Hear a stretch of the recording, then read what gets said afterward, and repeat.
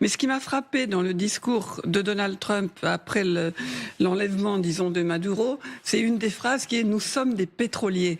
Et il ne fait pas de distance entre lui-même et les compagnies pétrolières. Et il se trouve que dans ma jeunesse, j'ai fréquenté des pétroliers parce que je les ai vus au Texas, je les ai vus en Arabie Saoudite. C'est un monde très particulier. C'est un monde au-dessus des États. Mais alors les souverainetés nationales, c'est pas du tout leur problème et c'est une puissance financière inimaginable. Donc Trump, comme le disait Dominique Trinquant, a parfaitement identifié la force que donne le pétrole. Et d'ailleurs, je terminerai là-dessus, mais quand il s'est exprimé pendant ses campagnes électorales, d'ailleurs, sur la guerre d'Irak, il disait « j'étais tout à fait contre », mais en plus, ils étaient complètement idiots, les dirigeants américains, ils auraient dû prendre le pétrole.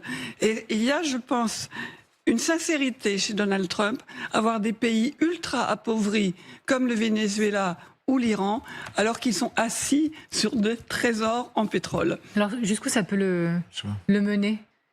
Mais en fait, il a cette pas le choix. quête du pétrole, en de la reprenant puissance. la démonstration de Pascal, il a vraiment pas le choix parce que les terres rares, quoi qu'il fasse, il n'y aura pas accès demain. Si on parle du Groenland, si on parle de l'Ukraine, on est sur un horizon qui est au moins à 20 ans, si ce n'est 30 ou 40 ans. Et là, c'est un peu l'arme fatale de la Chine.